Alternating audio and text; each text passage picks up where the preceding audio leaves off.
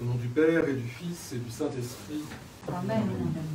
Alors ce dimanche et le dimanche prochain également, la tradition de nos saints-pères nous donne à contempler, à prier et à nous inscrire auprès de grandes figures ascétiques pour souligner notre effort, notre combat spirituel qui a lieu pendant le carême. Et aujourd'hui, c'est de Saint Jean Climac qu'il s'agit, qui est un personnage très important, qui est devenu important par l'ouvrage qu'il nous a laissé et qui lui a donné son nom aussi, l'échelle sainte, Climax en grec. Il a vécu vers le 7e siècle et a eu une vie ascétique et spirituelle hors du commun. Il a d'abord été très très longtemps seul, de manière érémitique. Il a mené la voie spirituelle et puis il a également été au Sinaï, au monastère Sainte-Catherine. Il a été jusqu'à Alexandrie.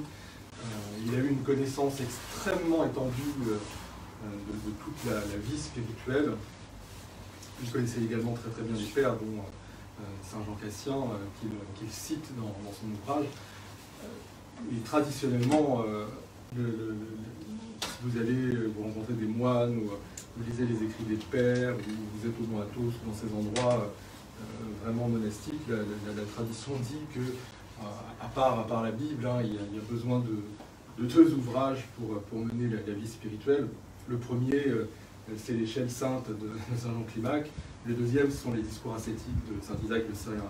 Et les pères disent, vendez tout ce que vous avez pour les acheter, vous avez besoin de ça, ou besoin mendier, faites tout ce que vous voulez, n'importe quoi, mais ayez ces volumes-là, et notamment l'échelle sainte. C'est vraiment considéré comme, on pourrait dire un peu un manuel de la vie spirituelle, de la prière, et c'est quand même quelque chose d'assez étonnant. Parce qu'il y a un détail absolu dans la manière dont tout se passe. Par exemple, comment une pensée va pouvoir perturber l'être, l'éloigner de Dieu, l'amener au péché, comment elle va se manifester dans l'esprit, d'où elle vient, comment le démon va ruser pour la passer, et quels sont les outils, comment le comportement de l'homme va pouvoir, au contraire, permettre d'y faire face.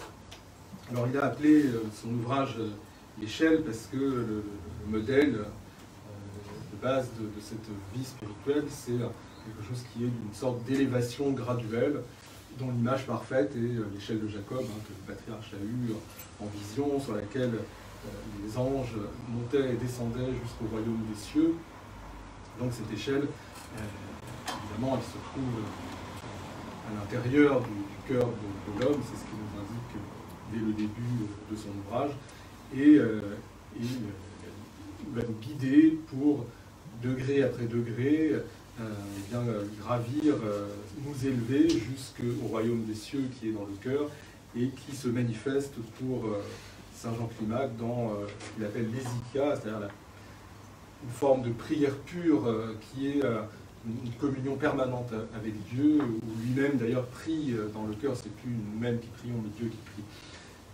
Et chaque barreau va donc être accompagné d'une multitude d'explications, d'encouragements, d'aides et de choses extrêmement précises, même du point de vue physiologique ou psychologique, pour évoluer. Donc, nous avons là un message très clair qui est que nous arrivons à la fin de ce carême et ce père du désert, qui est un moine, qui est un ascète, nous est donné en disant c'est pour tout le monde, y compris les laïcs. Et le combat qui est à mener pendant le carême, il s'agit d'un combat spirituel pour rentrer pleinement en communion avec Dieu. Et la porte d'entrée de cette échelle, le premier degré de cette échelle, pour Saint Jean, il s'agit du repentir. Et ça, donc, nous l'avons évidemment entendu depuis le début. Alors il a, lui, une manière extrêmement différente et plaisante de présenter le repentir. Il le compare à un rayon de miel. Le repentir est quelque chose d'extrêmement joyeux, d'extrêmement doux, d'extrêmement plaisant. Ça ne doit pas être une sorte d'effort pénible, quelque chose d'amer. C'est au contraire quelque chose vers lequel on va avec joie. On se rue vers le repentir parce qu'il apporte douceur. Ça, c'est tout à fait, à dire innovant, parce qu'il n'est pas tout jeune, Climac, c'est un peu ancienne, mais c'est quand même assez intéressant de voir les choses de ce point de vue-là, de considérer qu'en réalité, le combat spirituel se mène dans la joie et qu'il génère quelque part une forme de paix, de bien-être, de plaisir, de douceur, quelque chose qui n'est pas au contraire une sorte d'épreuve, quelque chose qu'on a envie vraiment d'éviter à tout prix. Donc voilà, il introduit les choses par cette échelle et par le premier degré qui est le repentir. Il y a évidemment, comme toujours, comme à chaque fois, beaucoup d'à-propos dans la façon que les pères ont de nous présenter les choses aujourd'hui. Saint Jean Climac est à l'honneur et à travers lui et son ouvrage, eh bien, l'encouragement à mener le combat spirituel, qui est finalement le carême authentiquement, qui nous permet de nous élever intérieurement jusqu'à Dieu, jusqu'au royaume des cieux, jusqu'à cet état paradisiaque. Et l'Évangile nous donne à voir un exorcisme particulièrement saisissant. Et nous sommes aussi dans le temps où nous concordons dans la formation des catéchumènes. C'est très intéressant puisque eh bien, nous voilà avec une occurrence absolument claire. Le combat spirituel, ce n'est pas uniquement une ascèse ou un jeûne parce qu'on se prépare à Pâques, ce n'est pas, voilà, c'est quelque chose qui prépare l'homme à accomplir la grâce baptismale qui est en lui, à rentrer en communion avec Dieu. Donc c'est valable pour les catéchumènes. Et cela se passe donc spirituellement comme un combat, c'est-à-dire que en face de nous, comme le dit saint Paul, eh bien, il y a des êtres qui sont des êtres déchus, il y a le démon, il y a des entités qui sont le mal. Et il ne s'agit donc pas uniquement d'épisodes de nature morale, psychologique ou autre. Et là, on voit effectivement cette scène-là. Et donc ça, c'est très intéressant. Pas n'importe quel démon. Et ça n'intervient pas non plus d'ailleurs à n'importe quel moment, puisqu'il y a une succession intéressante. La dernière fois, nous étions le dimanche de Saint-Grégoire-Palamas, nous voyions ce qu'était, nous tentions d'approcher la compréhension de la grâce incréée, de la lumière du Tabor, celle qui s'est manifestée à la transfiguration. Et bien là, juste après cette scène de la transfiguration, a lieu cet exorcisme. Et c'est un démon qui rend muet et qui rend sourd. Un fils unique, on sait tout de suite qu'il y a, au-delà de la réalité de ce qui s'est passé, une analogie, une image avec l'humanité déchue. Et il ne peut plus louer Dieu puisqu'il est muet, et il ne peut pas non plus entendre l'Évangile, entendre l'enseignement de Dieu puisqu'il est sourd. Donc on a le démon qui tient l'humanité déchue, complètement prisonnière de son état. Et donc il y a des murmures qui se font à la foule, le Christ demande qu'est-ce qui se passe, et on lui répond, voilà, j'ai mon fils qui est pris par ce démon sourd et muet, j'ai demandé à tes disciples de le guérir, et ils n'y sont pas arrivés. On comprend dans l'Évangile, en lisant entre les lignes, que le Christ est un peu énervé. En tout cas, il manifeste une certaine forme de colère pour, un peu de manière didactique, délivrer un enseignement. C'est pas uniquement parce qu'il y avait tous les scribes, les pharisiens, tout le peuple était là et qu'on a pu se dire, oh là là, qu'est-ce qu'il raconte, il donne le pouvoir à ses apôtres de chasser les démons, ils n'y arrivent pas, qu'est-ce que c'est que ce charlatan? C'est pas de ça qu'il s'agit, lui il va vraiment réagir en disant, mais c'est pas possible, jusqu'à quand je vais avoir à vous supporter, une espèce de race perverse et incroyante. Ça c'est très intéressant. Parce que tout au long des différentes scènes qu'on nous décrit, on voit les gens qui se présentent tous comme les descendants d'Abraham, comme étant de ses lignées, etc. Alors qu'en réalité, le Christ ne cesse pas de dire, mais si vous étiez les enfants d'Abraham, vous feriez les mêmes œuvres que lui. Et on entend l'apôtre qui nous parle justement de ce sacerdoce qui provient de Melchisédek, qui se transmet. On aurait justement cet homme descendant qui serait dans la prière permanente et qui n'aurait donc pas ces difficultés. Et là, c'est pas du tout ce qui se passe, c'est plutôt les œuvres d'Adam et Ève, les œuvres de l'humanité chutée qui sont reproduites sans arrêt. C'est pour ça que le Christ est là. Et donc, il y a cette leçon qui est donnée, et donc le Christ s'adresse à l'homme, au père de cet enfant. Il lui dit, lui qui lui demandait est-ce que c'est possible, oui, vraiment, tout est possible pour celui qui croit. Et là, nous avons un dialogue et une réponse qui est tout à fait sublime, qui donne une clé. l'homme va dire effectivement, Seigneur, oui, je crois, mais viens en aide à mon incroyance, viens en aide à mon manque de foi. Et Christ guérit. Ça, c'est vraiment quelque chose de tout à fait notable. Il manifeste une humilité, cet homme, au point de réaliser qu'effectivement, il va répondre qu'il croit, parce que c'est vrai, mais c'est un peu formel quelque part.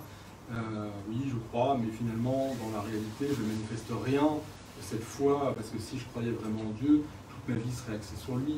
J'aurais pas de doute, je serais complètement en train de remettre tout dans la volonté divine, etc. C'est pas du tout le cas.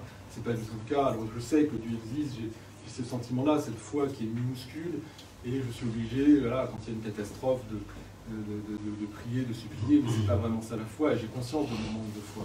Cet homme-là va manifester immédiatement l'humilité. Et même jusque-là, il ne peut pas dire qu'il a suffisamment de foi, il reconnaît que finalement cette foi-là, seul Dieu pourra lui donner. Et il demande au Seigneur de lui fortifier dans sa foi, parce que sa foi est insuffisante, parce qu'il a cette humilité-là. Et ça, c'est parfaitement extraordinaire, parce que c'est le cœur de l'échelle sainte de Saint Jean Climac, de son enseignement, c'est-à-dire que le plus haut degré, au point que lui-même dit d'ailleurs que toute l'échelle est constituée par cela, le plus haut degré, c'est l'humilité. L'humilité, ce qui va permettre à l'homme d'annuler ce que l'orgueil a fait, c'est-à-dire la chute, et qui a entraîné toute chose et tout être, et une partie des anges a chuté par orgueil. Et bien l'humilité, au contraire, va tout réparer et permettre cette élévation, et au fait que Dieu va agir et va prier lui-même, va établir cette efficace, cette prière pure, puisque moi-même, je vais, dans une humilité comme cet homme-là, reconnaître que je ne peux pas prier, je ne sais pas prier, je vais devoir demander même à Dieu de prier en moi. Ça, c'est déjà. Et donc la prière peut se faire. Et le démon est chassé par l'humilité que manifestait cet homme et par sa foi. Alors les apôtres sont dépités, effectivement, ils prennent le Christ à part, on imagine un peu bien la scène, et alors qu'est-ce qui se passe? Tu nous donnes le pouvoir de chasser les démons, on n'y arrive pas, ça ne marche pas, qu'est-ce qui ne va pas? Et le Christ explique les choses, il dit voilà, cette sorte-là de démon, autrement dit, un démon sourd, mais un démon qui est plus puissant que les autres, qui vient, je dirais, altérer réellement la capacité de l'homme de se sauver, donc on est à un degré important du combat spirituel, eh bien, ne se chasse que par la prière, et dans certaines traductions, on rajoute aussi le jeûne, ce qui est très bien, ça colle avec le carême, mais bon, voilà, c'est tout à fait particulier. Donc il ne s'agit pas de manifester des choses par une parole, par quelque chose d'autorité, ou d'accomplir juste comme ça un sacrement, c'est pas de ça qu'il s'agit. Ce que le Christ dit, c'est que pour arriver à combattre ce type de démon-là, pour restaurer l'humanité que représente ce Fils unique, sourd et muet à la parole de Dieu, et qui finit par tomber comme mort, le ressusciter, le renouveler dans la vie spirituelle, et bien ce qu'il faut, c'est être dans la prière. Être dans la prière et dans le jeûne, autrement dit, exactement l'enseignement que Saint Jean Climac nous délivre dans son échelle sainte. Par le repentir, nous pouvons parvenir dans le combat spirituel à l'humilité, et cette humilité-là, elle nous fait affronter non pas des préoccupations morales ou physiques, mais les puissances des ténèbres, qui sont quelque chose de tout à fait réel. C'est une forme d'exorcisme, et grâce à cette humilité-là, nous pouvons demander à Dieu de nous donner la foi, de nous donner tout ce qui nous manque, parce que nous n'avons rien. Nous nous laissons complètement posséder, mais cette fois en bien, parce que la possession démoniaque, c'est une singerie, une inversion de la façon dont le Saint-Esprit doit agir en nous, dont nous devons être habités par ces énergies saintes. Et bien là, c'est le contraire, nous demandons à Dieu, nous nous offrons totalement, et la prière peut avoir lieu, et donc le démon est chassé. Voilà l'explication extraordinaire qui nous est Jean, exactement comme Saint Grégoire Palamas le reprendra, plusieurs siècles. Eh bien, maîtriser notre corps, maîtriser nos passions, maîtriser nos appétits, jeûner, ça c'est la partie qu'il appelle pratique, où nous agissons sur une dimension particulière de notre âme.